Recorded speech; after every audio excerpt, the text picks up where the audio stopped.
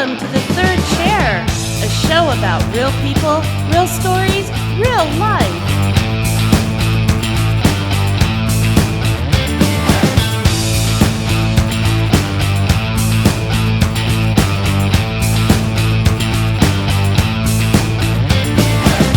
And here are your hosts for The Third Chair, Peter Grigg and Doug Bazeski.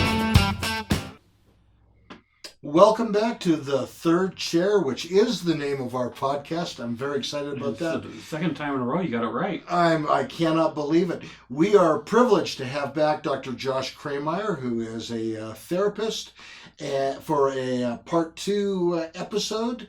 I have been wondering, Doug, we seem to have a lot of therapists on the show. I'm wondering if they're feeling that our team might need help. Well, I think it's our director feels that we need help. Well, I see him. I see him look at therapists every time in the phone book when I look at him. And he's the only one I see using a phone book anymore. Yeah, it's truly amazing, and he directs our program. Anyway, our special guest tonight, as you recall, is Dr. Josh Kreimeyer, and he has a PhD in counselor education and supervision, and he has been sharing his work and will continue to share his work about his trauma-informed therapy and program in the war-torn country of Ukraine. Let's please welcome back Dr. Josh Kreimeyer. Yes. Hi, welcome back. Great to see everyone on another episode of The Third Chair. We're excited to have back this week our special guest, Dr. Josh Kreimeyer.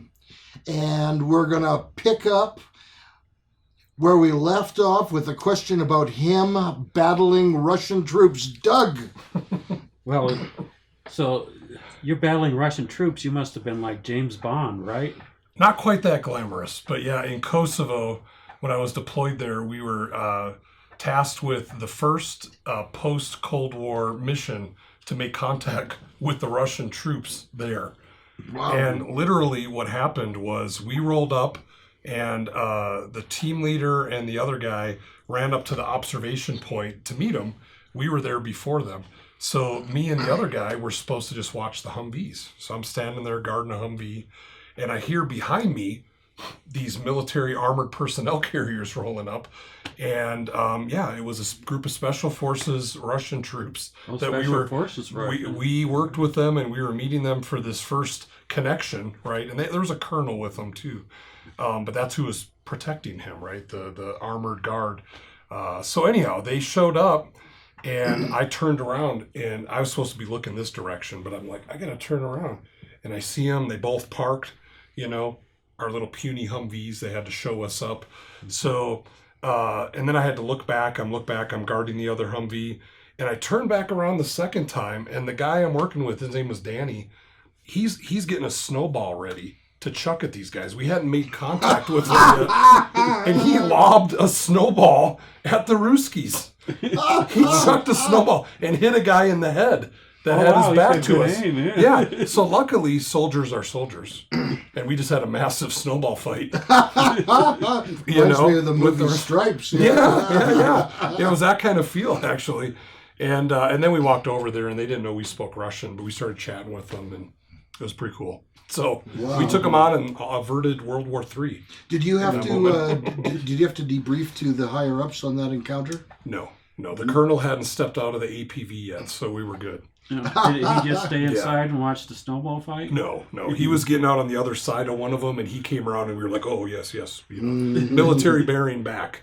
Return to military bearing.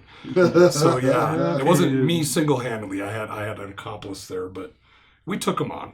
It's like the Americans are interesting. So That's right. The Cold War had not quite ended. Not quite. We kept it going. That's awesome. Were you kind of surprised that you got trained as a Russian linguist, and then it's like, oh, the Cold War's over now. What am I going to do? That's right. Well, I didn't get promoted for all the years I was in the Army because they didn't need us. They needed Arabic linguists, right? So the points were so high. So I went in as an E4 and got out as an E4. Wow. I got really stuck. It was a bad time to be in. But, so many government processes are reactive and not proactive as much as they should be. So that's what happened. And reactive like a lot of years later. Yeah. Well, sometimes the war will speed things up. Sometimes, but there wasn't yeah. a war. I mean, the snowball doesn't That's count right. as that's more of a conflict. That was a conflict, yeah. That didn't make the history books, but I was there. I could live to tell the tale. But then maybe there's a grant in there, the role of snowball fighting and international relations and diplomacy. You probably get $10 million to study that. Yeah. In Switzerland. Well, thought about that. Yeah. Did the Russian troops, they talk about vodka a lot? Or They did. It pretty much, they drank. It's culturally acceptable for their troops. As long as you show up to formation in the morning and your boots are shined and you got your uniform on, I guess they consider that to be a functional soldier still. We couldn't. They were very clear when we did missions, joint missions with any NATO forces. They were like, you can't drink. We know they can, you can't. They were very clear on our safety briefings. That could put you in an awkward position if some big leader wants to give a toast and they pour you a glass of champagne. There's special positions where you can do that. So the higher up Russian positions, you would meet the colonels and you'd have to put some vodka down or they wouldn't talk to you about missile proliferation treaties and whatever you were talking about. I didn't get to that level, but wow, they'd be okay. They'd say, you can drink, nobody else. Yes. You can have a drink. That's right. So you were also stationed in Kosovo and Iraq? Yeah. I hit it just right where I showed up in Germany and I literally got out of the van from the airport to my first unit and the first sergeant met us. Did not even say hello. He looked at my wife and said, "Ma'am, your husband's going to Kosovo in 2 weeks." And that was news to us. Oh, she was pissed. She was mad. That was a big surprise. I was too. Yeah. Oh, yeah. I didn't know that was going to happen. Sometimes the Army does that. That's right. And I think we had more than a couple weeks. I might be over-exaggerating that, but it was pretty quick. Quick we were. So were you ever shot at either of those places? I was, yeah, several times. The Kosovo was less conflict, but like we were monitoring a enemy, but the people we were monitoring, they had a shooting range. And one night, these 50 cal rounds, which are the big rounds, went over our head. I mean, you could hear it going that must have been fun. Right over our heads. So they weren't supposed to be shooting that direction, but it wasn't a regulated range either. So maybe there was vodka involved. Yeah. But we didn't know that's exactly what was happening at the time. So the translator I was with, she peed her pants, lost her. Some people have that reaction in those kind of moments. And the other guys jumped in the fighting position. I jumped in a fighting position and we were like locked and loaded and, things like that. And I ended up in a minefield one time. That hadn't been literally we were halfway into a minefield. Remember the old overhead displays that had like a clear piece of plastic, right? And you could show it up on the board. So apparently we had this high speed technology back then in the 90s, early and into 2000 actually. And I think what happened is they said you're going here on this mission, and they put this overlay where the minefield was that they knew that hadn't been cleared, but I think it was just a little off. So we ended up going down this road and we were like stuck in the minefield. Well, how'd you know you were stuck in the minefield if the map was off? Did one go off? Or, no, it didn't go off, and I don't remember. That's funny. Sign on the road, minefield. Yeah, no. You know what it was? Our team leader in the front just said stop. He realized he we were off something from where he's. No, I think I figured it out with the map. Yeah, I think it was something. He was tracking the map. I was driving and he was tracking the map. So and I think he realized we were off. And then we got out and that's when we realized it was a minefield. You could see the mounds and stuff. So how were you able to? You have to get down on all fours and you have a mine kit with a little poker kind of thing. And you go back on the trail that you drove in on. And if you find it, do you dig it up or do you just... No, you just get away from it. That's but you tap the side of it. Right? And we had to call them back in. They flew in and took care of it. In? Yeah. Oh, wow.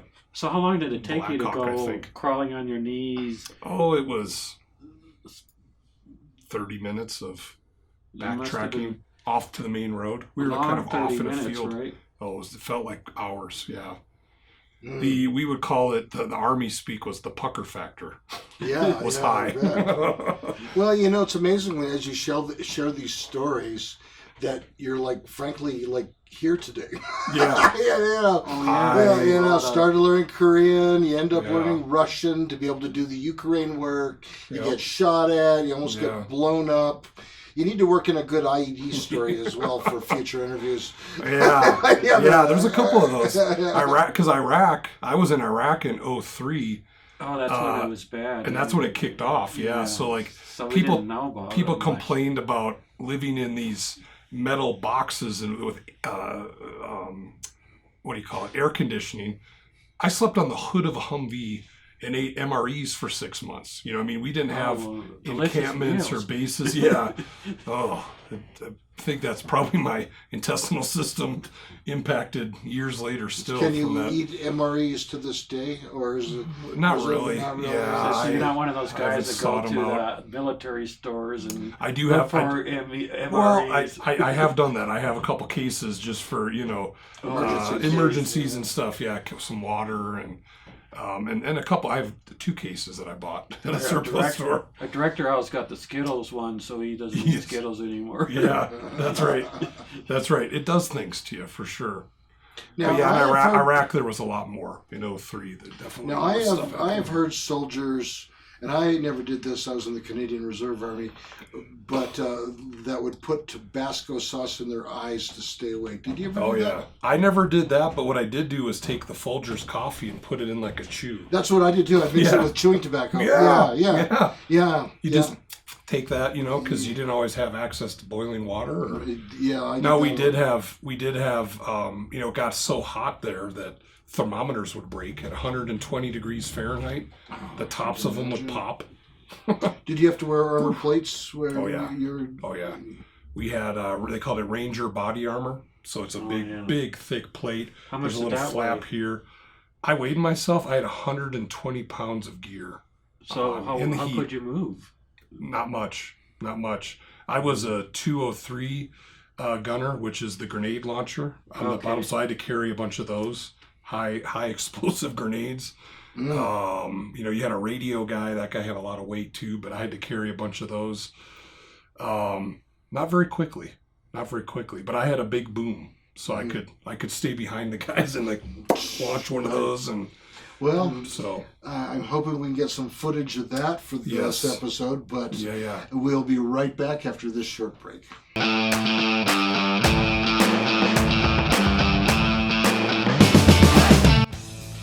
Hi, I'm Peter Grader. And I'm Doug Gusewski, and we are the host of The Third Chair.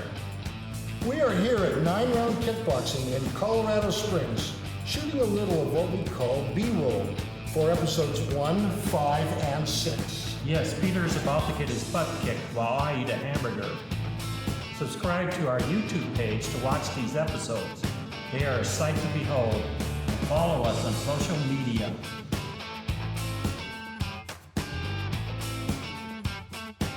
We are always looking for guests with a great story. And that would be everybody, because we all have a story. If you want to be a guest, send us an email. And then get yourself down here to 9 Round Kickboxing while you're at it. Yes, guys, if you're interested in getting fit without getting hit just like Mike does, head over to 9round.com, find one of our 3 locations that's closest to you, and book that free intro workout. We look forward to kicking it with you.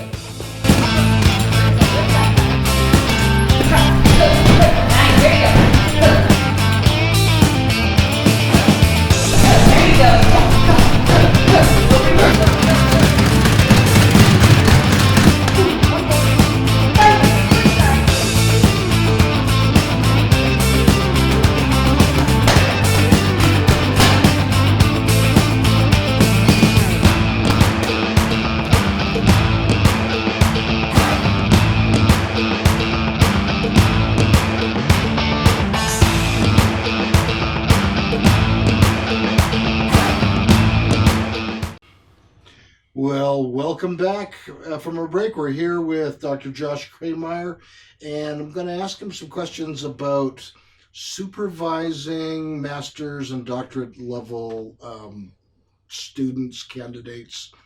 So when you're supervising them, what kinds of things are you looking for? Are you doing an evaluation for everything from their body language to the type of, are they doing CBT? Are they doing problem-solving therapy? What is their approach? And ethically, are they acting ethically? Or if there's any conflicts, how do you approach that when you supervise somebody? So the easy answer would be yes. yes. Well, I'm glad we brought that up. I do all of that, but the breakdown would be the first thing, the number one goal is client safety. So the role, they call it in supervision, is gatekeeping. That we have a role, and I take it very seriously. Like when I sign my name on someone's hours that they've met those standards, that it's public safety. Like I'm saying that this person's safe to work with vulnerable people that are exposing themselves to do the work they need to do to heal. So that's the number one thing. So everything I'm looking at is that. And I usually don't choose people to supervise or agree to supervise them if I don't already kind of have a read on them, because I don't want to have to worry about the number one ethical infraction is inappropriate relationships with clients, which is boundary crossing, and quite often it's having sex with a client. Now that's very serious in Colorado. It's very serious. They'll put you in prison like a mandatory 1 year in jail. I think it might even be longer. Yeah, they don't possibly. fool around with that. No. Yeah. I know one person that's happened to, and right to jail. Now, I would assume then if there was a romantic inclination that you would have to excuse yourself from being their therapist, but also isn't there also like a waiting time that you have to wait 2 years? There's some standards. There's some pretty tough. There's some standards there. I think in general, people, and I myself too, I would say don't do it. Don't do it. Don't ever allow yourself to get to that point. It's just not somebody's being vulnerable and taking a risk and trusting you with their mental health care. So, so I look for that, and then you really hit upon a lot of the stuff. It's the theoretical perspective that a person takes with the work they do in mental health is very important. So one of the first things we do is talk about that. They graduate the program, they should have some kind of an idea, taking a stab at, this is what resonates with me. This is how I conceptualize the work of helping people with their mental health, either bringing down some symptoms or bringing up another thing. Whatever they're doing, they have a way that makes sense to them, to who they are as a person, and then professionally what they've learned, and how to put those two together. So I work with people in trying to finalize some of that, try it on and experiment a little bit. There's a little bit of the practice of mental health too, of course, where you get to try some different things out within the parameters of ethical guidelines that we have. I look at body language, tone of voice, just like I do with my clinical work with a client. I'm still using those same skills to say, I noticed that you say this a lot. Tell me about that? A theme, a pattern, or a cycle. And it helps me to help them become a better therapist. Is there a plethora of recurring patterns? There is. Yeah. When I notice a plethora, it's something I comment on. Yeah, for sure. Yes. I mean, it seems to me that, I know for myself from counseling work that I've done, but also observations, that you do tend to gravitate to one or more theories. Yes. And so, but sometimes your approach isn't the best for the problem. True. And so is that when you encourage people to try something a little different in this situation? Yeah, kind of a thing. You have to have, often you can still maintain, if somebody's humanistic, they have it's unconditional positive regard and genuineness, and it's more a way of being. And that's a nice crucible to start with. And you really don't have to vary much from that to just work with a person. So that, I sometimes talk about that as like a way of being, and take these attributes on of yourself, and how can you be that It's not what you do, it's how you are with the person. So I'll talk about that. And then if they like cognitive behavioral therapy and you have somebody that has a cognitive deficit or brain injury, that's not going to work. So what are you going to do? So I'll use role plays, examples. And the way I think of it sometimes is that you just have to have some other interventions and skill sets that might not be within that wheelhouse of what your core guiding principle is. But if you're going to work with somebody that approach doesn't work with, you can either refer them. That's one option that's valid. If it's really not capable of making that work. But most therapists, if they're good, in my opinion, should be able to work with most people that are going to come in seeking care. And I would think of it as, yes, I have tools on my tool belt that I can meet just about anybody's need. The core of the way I am with people meets the need of creating the environment for healing. And then I have done it long enough myself and can train others to build their own tool set. One of the things I've noticed in the field is more and more going beyond lip service to the idea of trauma-informed care. Yes. I mean, like I'm aware of cognitive behavioral therapy, but just to tell people stop being negative after a horrible trauma it's easier said than done. That's right. And that you have to explore that. Is that something you've noticed too? I know that's part of your Ukraine program. Yeah, I would say that's really the way it's got to be.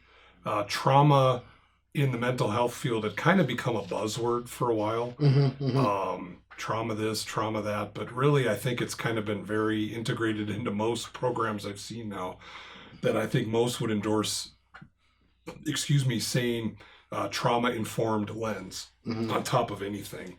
Sure. So even somebody that's a dedicated, got the tattoo and everything for CBT is going to say, I'm a trauma-informed therapist. Like that comes before. You got to have that lens to look through. Just like a developmental lens, you always have to have, everybody's got to think developmentally. If I'm helping you, I have to know what's your background, where'd you come from, what has influenced you and how you are now. That's important. And where are you now? Like how old is somebody, and race and gender and developmentally, all those things are atheoretical. They're outside of the theory necessarily. Trauma and development and ethical practice, there's these core tenets of what we do.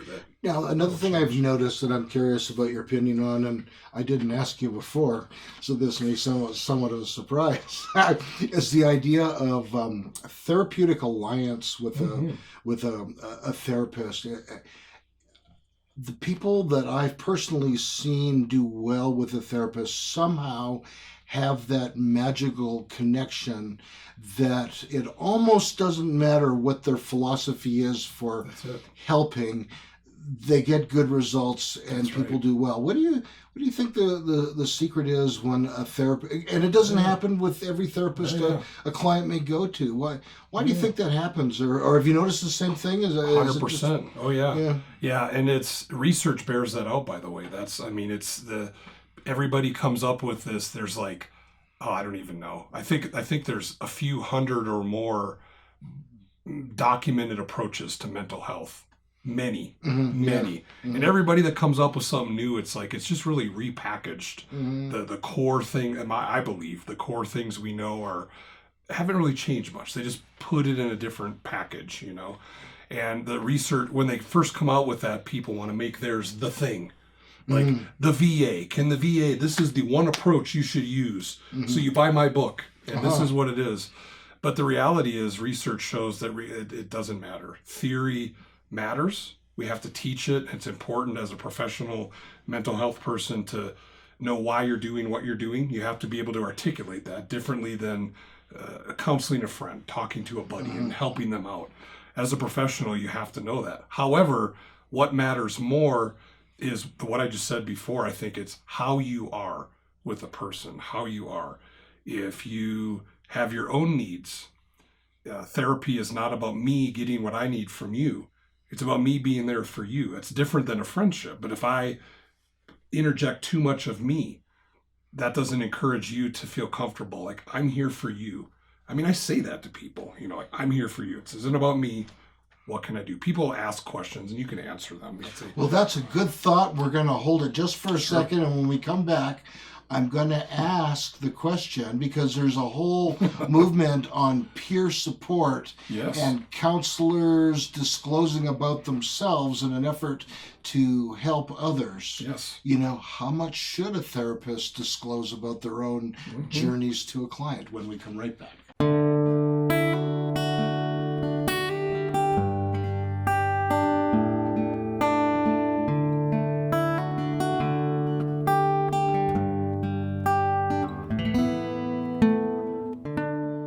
Hi, I'm Dr. Peter Grigg, a life and recovery coach with Pikes Peak Recovery Coaching. I've had the pleasure and privilege of helping people for over 25 years. I want to hear your story, support and encourage you while we partner together to help you reach your goals. I can help you. I am certain I can help you. I can be your guide, role model, resource person, and help you get results. What's my coaching frameworks? I'm an eclectic coach drawing from a variety of disciplines and frameworks with evidence-based proven methods. What would you like to work on? Some popular areas are goal setting and attainment, building and maintaining motivation, finding purpose, personal development, recovery from drug and alcohol addiction problems, health and wellness, life planning, athletic and creative artist performance enhancement, maybe something else. Just ask me. I would love to help you. You can find my services on Fiverr.com.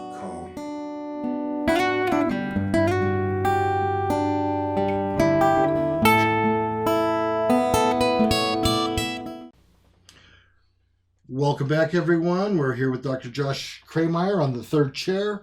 And we left with a question. As a therapist, how often do you disclose your own journey, garbage, stuff? That's right. When you're working with a patient? What sort of guidelines do you use for that? So it's got to be, I always teach people, like, you start out making the parameters of what we're doing clear, that it's for you, it's for the other person.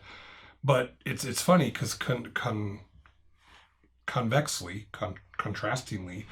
the nature of effective therapy is that you have to build rapport with somebody. And one of the best ways to do that is to be real and to be honest and to be open and to share. So the guidelines that I generally use with people in trying to help them use the necessary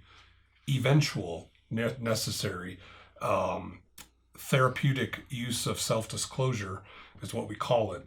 That you're very clear about why you're doing it. Why do I feel the need that I need to share something about me right now?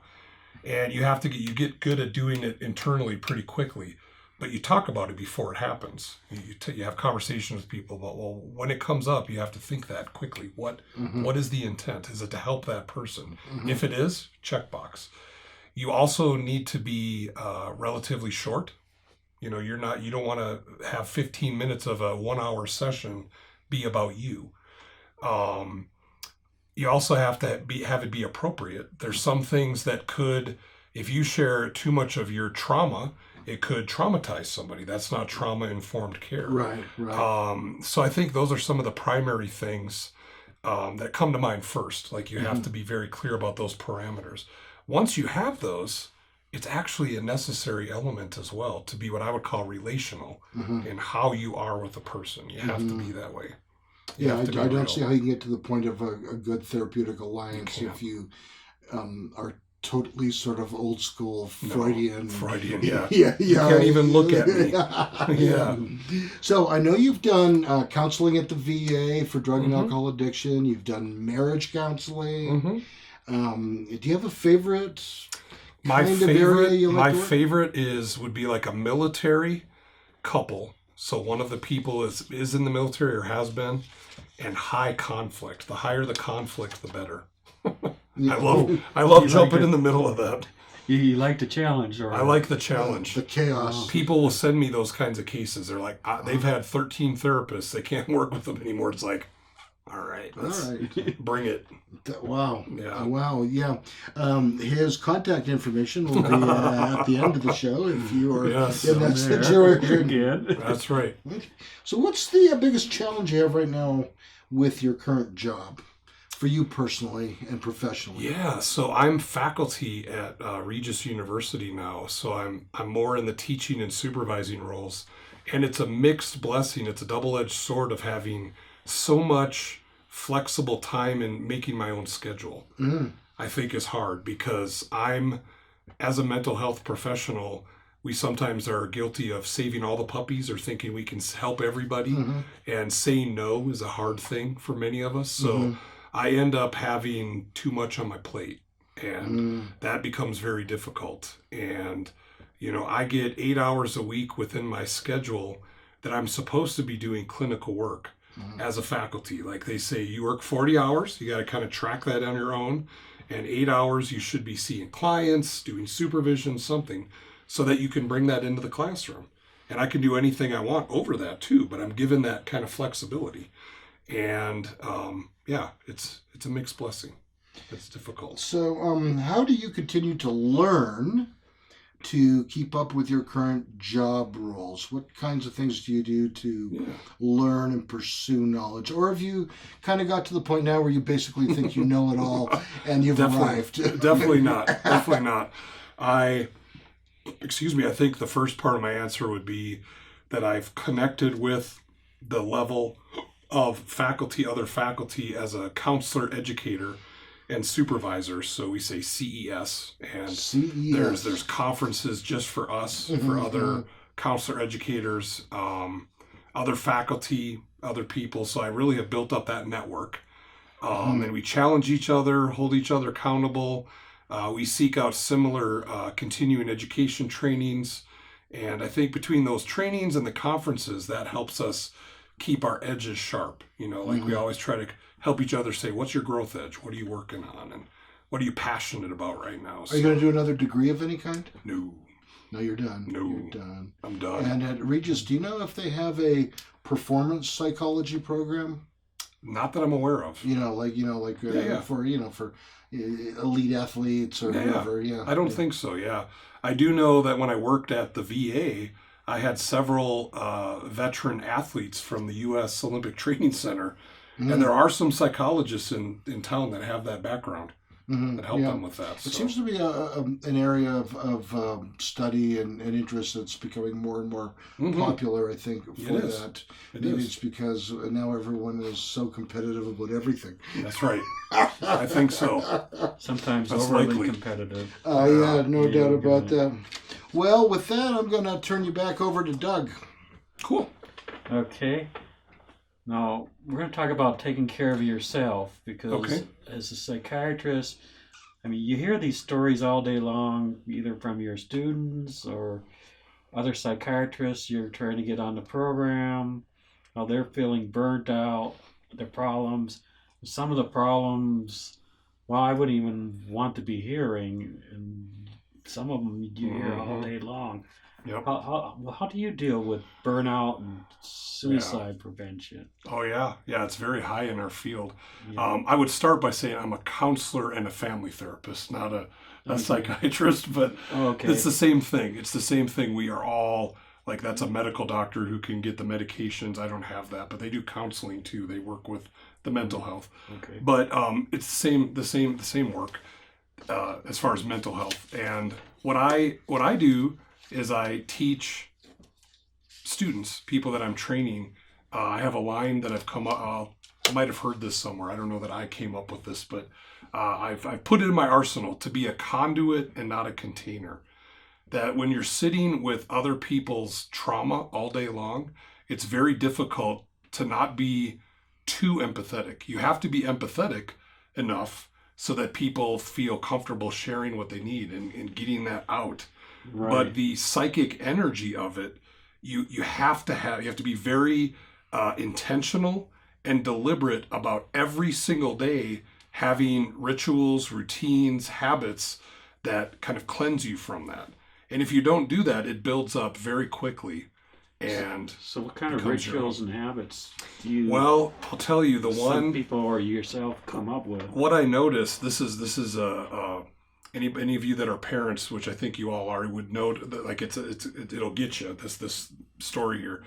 I came home one day and my oldest daughter Tegan said, "Dad, it's like you give and give to other people all day long, and you come home and there's nothing left for us." Oh, That was her like verbatim, and I was like, man. "Oh my God, that just finished me off. killed me." Yeah. So I knew at that time, that was one of the first times I remember going, okay, it's too much. I'm not letting it go somehow. So, and I use this as an example when I teach. This is an example in teaching of what you were asking me about self-disclosure. I share, and I can do more in teaching, not in therapy. I can share a little more when I teach. I tend to be very personable how I teach and share examples. And then it helps them too. They realize, oh, even my professor is human and struggles with this. So it's not bad if I struggle with it. But what I did was I realized that I was finishing my day and I had a trauma client and I would just do some notes real quick, get those knocked out. And then I would get in the car, and there's a concept called heart math that they've studied, that whatever music tempo you're listening to, your heart rate will eventually match that. Right? And people know that. They're like, I listen to classical music because it relaxes me. But it's classic rock. Yeah. Music, classic rock. Exactly. Exactly. But sometimes that could be relaxing. Yeah. But what I found is my heart, I was so amped up that I was listening to like Metallica and heavy stuff when on the drive home. And also like talk radio where they say no spin and fair and balanced. And it's like their job is to get your heart rate up. Yeah. So I had no break Yeah. from that. And I would get home and yell at them, and the dog would not always be there for me, you know. You know it's bad when the dog It's bad when the dog tucks the tail. Not every day, but it was that kind of thing that I noticed. So this is what I did. I was like, I need, the concept is like transition time. So I try to tell people, like, at the end of the day, you might not have time to think about it during the day, but be very intentional about the times you have between putting one different hat on, home to work and mental health. So this is what I did. I did several things. I did breathing. I always try to treat mind, body, and spirit. So I was trying to think, I can't just do one thing. What am I going to do? So you start by, I closed my eyes, I took a deep breath. And if you remember, there was a video game called Street Fighter back in the day. Yeah, I remember. There was a dude, there was a character, I don't remember, Ken, I think, actually, yeah. And he had these energy balls. He'd go, karaoke, and shoot the energy ball at people. But anyhow, so that's what I did. I had that image come to my mind, and I imagined all of the negative energy from that day in front of me in like an energy ball. Not to sound too metaphysical or anything, but that's what it was. It worked for me. And I just sat there with a minute, and then I would verbalize. I said out loud, because I would shut my office door and do this so people weren't like watching me do all this. But I'd take a breath, close my eyes, and just kind of focus on all the negative, externalize it to that ball, and I'd say out loud, I'm leaving this here in the office. And I'd repeat that a few times. I'm leaving this here. There's nothing I can do about this. It's staying here. And then I would kind of imagine shooting it into the garbage can. Oh, wow. I did all those steps. And then what I noticed is my heart rate went down. I tracked it. I even had a little tracker with it, you know, the oximeter and the other things, pulse ox. I had those things. So, you know, so I tracked it. And then I was very deliberate about switching up what I did on the drive home too. So did you listen to different music? I listened to nothing. I just opened the window. Oh, wow. And I would be very prayerful too. I'd want to talk to God and say, God, just help me to be the husband and father I need to be when I get home. So I use it as meditation and prayer time. Sure. Instead of anything, which is hard for me. Music, I always have music on everywhere I go. Yeah, I get that. But I gave that up. Music, so I don't have to listen to other people's music. That's right. That's right. I get that. But it was just me, so in the car. Well, these are awesome thoughts on self-care. Let's take a quick break, and then we'll hit it up again when we get right back. We sure hope you're enjoying this episode of The Third Chair. Would you like to be a sponsor for the Third Chair? We would love to have you join us to keep the show going and also help your business. Send us an email about your product or company, and let's talk. And follow us on social media.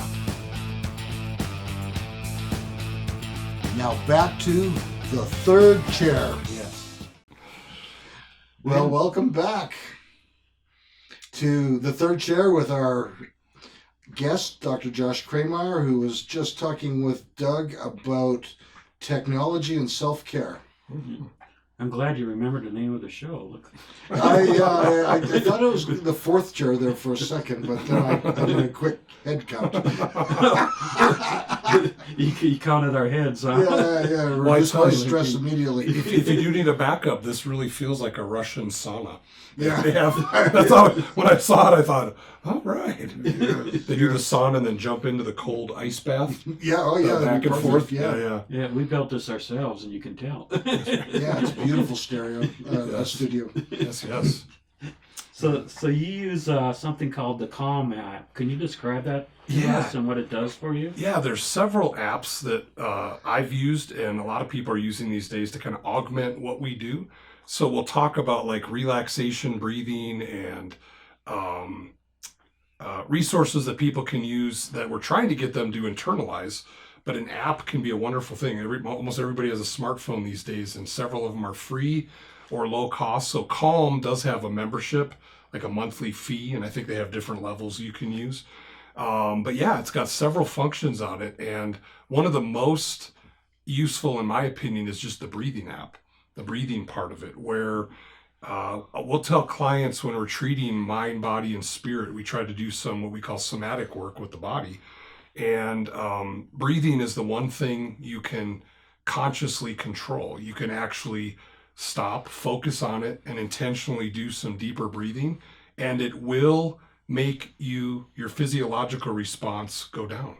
Your heart rate will go down, your blood pressure will go down. You can't not be more relaxed if you do it. So the apps really are powerful in helping people, specifically with like anxiety related issues, to focus on their breathing. Because I'll tell people, I'll say, hey, take a deep breath for me. I used to. And it's not helpful. That's not a deep breath. I used to do breathing exercise before exams in college, and whenever I had to give a speech, which was too often in my life. Yep. Yeah, it works. So the Calm app just has several of those kind of exercises, and it'll have like a visual. It'll have like a column that goes up, and a voice explaining, breathe in and keep breathing in. And then usually the best from breath studies, where they study what it's actually doing in your body, it's to breathe in as much as you can, fill up your lungs all the way, and then pause. Hold it for 4 seconds that or top, so. you hold 4 to it 7 for, seconds. Yep, and then you breathe out. And what they found too, just a little interesting fact, but that more of the psychological impact and the endorphins and all the good things that come from focused breathing is actually the out breath. Like they say, to exhale and keep going, you push past what might feel comfortable to breathe. But the apps will do that for you. Does the apps give you Exercise. feedback? Like if you don't do the drill very well, do you get a little voice that says, Yeah. that breath was pathetic. Yeah, that's Try right. again. That's right. You suck. Try again. Like your GPS. That's when your level goes up to like this again, right? That's right. That's right. And That's then you right. gotta start all over. That's right. My grandma breathes better than you do. You might want to reconsider your purchase of this app. You need the next level. That's right. That's right. We're gonna You give should a- see a therapist. It happens 90% of the time, right? Yes. Yeah. Valium is your friend. That's right. No, I'm right. kidding. No. So you have an LPC license Uh-huh. and an LMFT. Uh-huh. Okay, can you tell us? Let's start with LPC. Sure. What is that? It's a licensed professional counselor. So my master's degree was in clinical mental health counseling. And counseling is a branch of mental health that focuses on wellness and not pathologizing as much. We learn to diagnose, but we focus more on, it's not just the absence of your problem, right? Or the negative thing. It's like, what about wellness? Like actually focusing on optimizing yourself and in your life. So that's one of the major differences as far as the counseling. And yeah, and if you get a master's degree in that, if it's a licensure track program that meets the standards of state licensure requirements, because they regulate what you need to do in your education to practice to get the license, then you're good to go. And so my program was one that moved towards licensure, and all of my extra classes that I took, the electives, were all family related. And then I realized, I should have done a master's in marriage and family therapy, but I found out the LMFT is a licensed marriage family therapist. So the electives aren't enough because you have to have a master's degree in MFT to get that license. But what I found is that I had some GI Bill left when I got out of the Army. I had 18 months left, and there was a 12-month marriage and family therapy postgraduate certificate at Regis, where I teach now. And it was set up for people that were social workers, psychologists, counselors that had an interest in doing more marriage family work. And I found out that all those classes, a year's worth of classes, would give me enough educational requirement to apply for licensure. Wow, so it's kind of a unique path, but I was able to get dual licensure that way. So the Army, you feel your Russian was kind of Yeah. wasted, but I mean, did you used it after you were out of the Army, and then the GI Bill was That's right. giving you quite a bit. That's right. So serving in the Army was worth It was huge. A lot of pain. I mean, It was. I mean, yeah. it's I wouldn't not trade a it fun- for anything. Another shameless plug for our armed forces. That's right. It's not all bad. That's right. No. That's right. You talk about a lot about mind, body, spirit connection. How do you apply that to your self-care?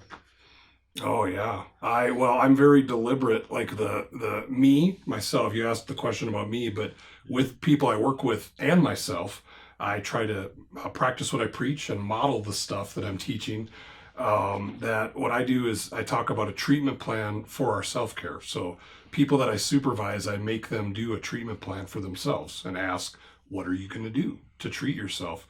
And the reason I like mind, body, spirit, it's a idea that I learned this from a client that I worked with, one of my first clients.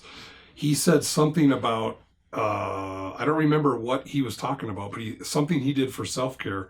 He's like, it's the only thing I do. It's kind of like a one-legged stool. And that's what he said. And then I had this idea that people that have, like a one-trick pony and they've got one thing that they do, it is a one-legged stool. It's not supportive. But Right. the triangle is the strongest element known to engineering. When they build bridges and they have that kind of structure. So then I thought about mind, body, spirit, and it became a way to conceptualize self-care for myself, and then I teach this to people too. So mind, body, spirit, it's 3 things. And so I just usually ask people simply, what are you doing for your body? What are you doing to kind of take care of yourself? What are you doing for your spirit? What does that mean to you? Some people need to broaden out a little bit. And what are you doing for your mind? And I just have them pick something, and they have to tell me that. I say, I need to hear from you what you're doing. If you're going to be an effective therapist, you need to have that plan in place before you get burned out. So, like, preemptively. So when you ask people, that can be as simple as, I'm going to think about anybody that I need to forgive, and I'm just going to work on forgiving them. That's my plan for the week. Exactly. Is that simple enough? Simple enough. And if it's genuine, smart goal as well. Smart goals we'll talk yeah, about. yeah. If it's relevant for them and genuine, yes. Yeah.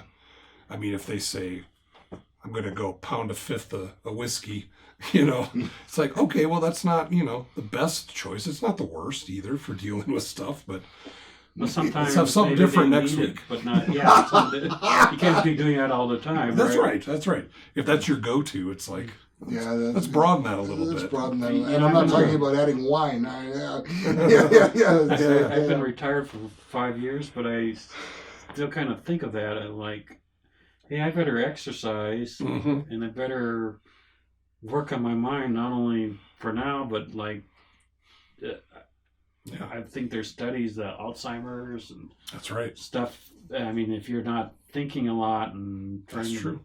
solve puzzles. That's right. Crossword puzzles, Sudoku, Yeah. or however you Another say that. All those language. things. Yeah, language, whatever. Singing Metallica backwards. It's a spirit, you know. So you got to keep up with that stuff all your life. Yes. Yeah. So You it's do. good, it gives you a good basis to start. That's right. When you're starting these guys Yeah. basically out of college, you know, That's keep right. that in mind. That's right. Well, you know, That's I good. went through medical school and 2 residencies and 25 years total of practice. And the idea of self-care was deliberately omitted or suppressed or actually Yeah. viewed as even talk like that as being weak. Yeah. There's still so many parts of the medical system that is really toxic, and they're Yeah. okay with it.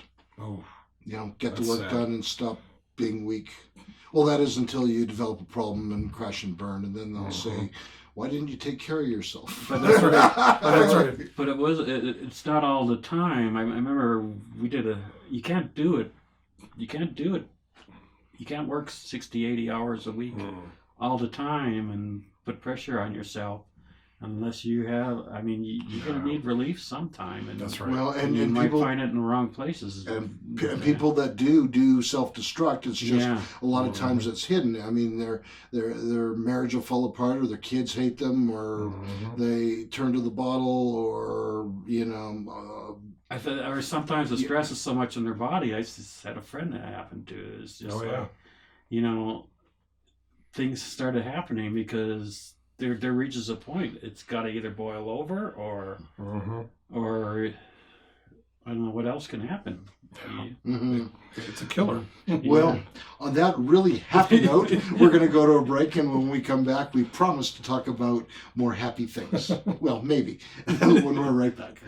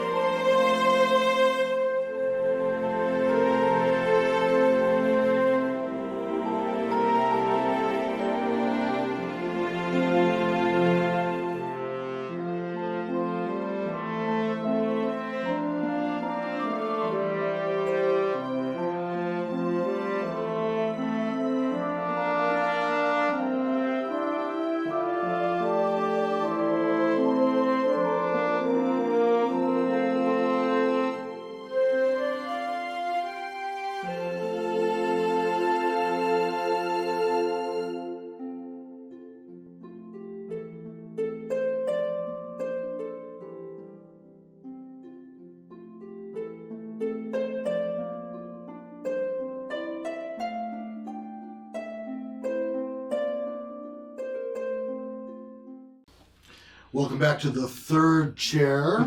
Yes, the third chair with our special guest, Dr. Josh Kreimeyer.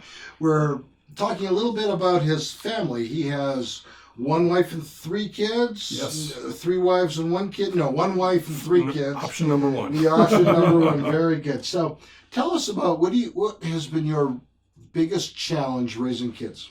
Oh, that's a good question. You know, I think it's interesting practicing what I preach as a family therapist. I think becomes one of the things, and the double-edged sword of, especially when my kids got older, knowing what I did, and things like, well, you're the family therapist, you should know how to do this, but still being human, and having my own struggles with family. It's not that as a family therapist I have my family, I'm good with my family, or that we're all together on things. So it's difficult, I did have, what was another line? One of my kids once said, "Don't use all that psychobabble crap on me, Dad." Wow. I'm trying to be your father. It was difficult. And we laugh about it now. But I think that's what's difficult. That comes to mind with my profession. And also, I think the sacrifices I had to make to get here too. I was the primary breadwinner, and I had to go to grad school, and also work to have benefits for the family, health benefits and whatnot. So I mean, like my master's program, I worked 4 to midnight as a security guard at the airport. Oh, wow. I'd get home at about 12:31, get to bed 1:32. If I wanted to see my children, because they were they didn't come home from school before I had to leave for work. I had to get up in the morning, so I had to get up. I'd get very little sleep, and then when I got to the clinical phase of my program, I was counseling people from like 9 to 12. Oh, wow! Every day. That's that was 2 years of pretty hellacious schedule.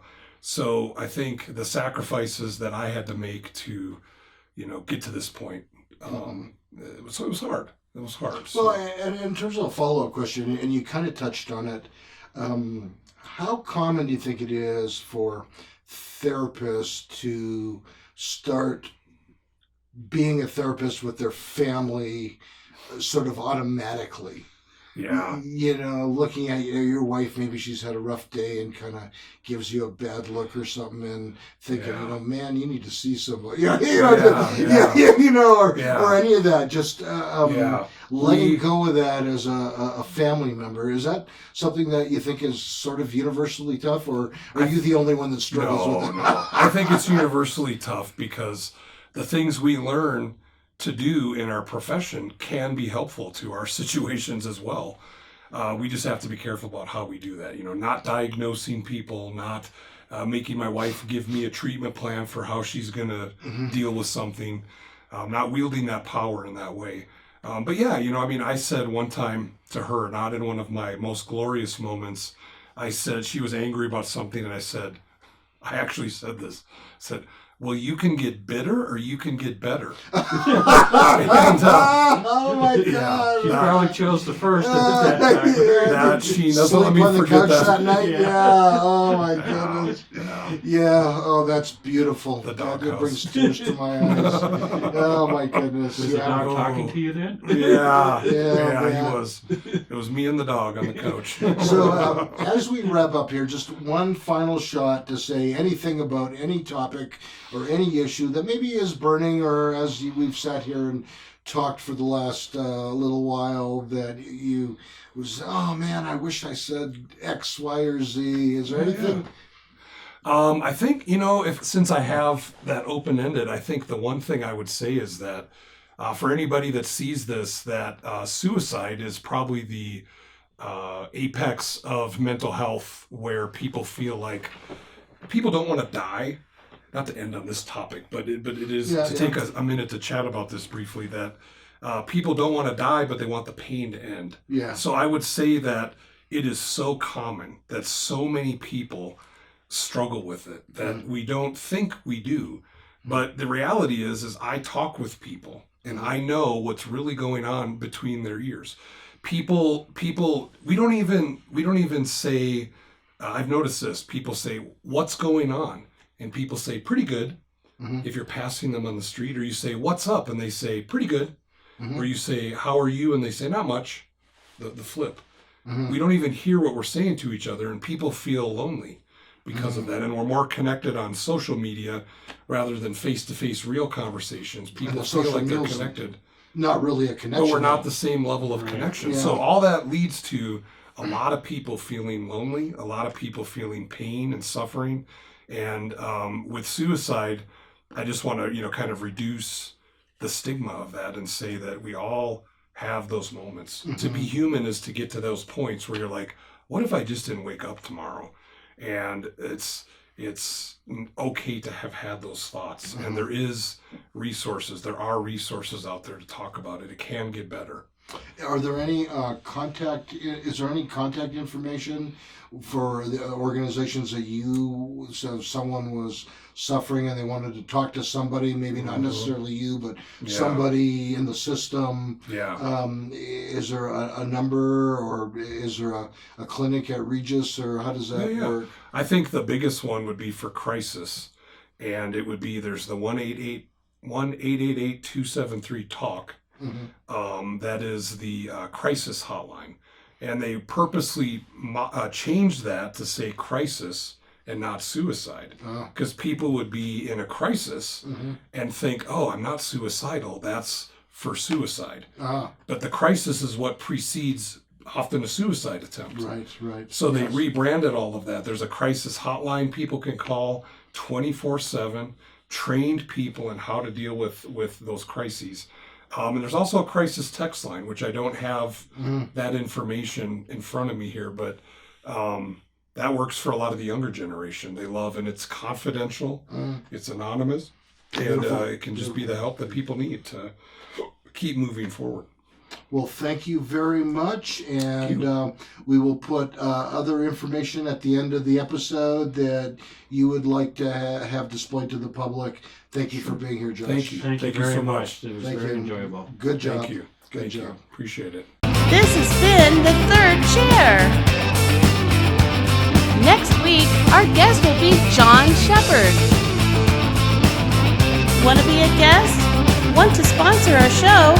Send us an email. Please subscribe to our channel and follow us on social media.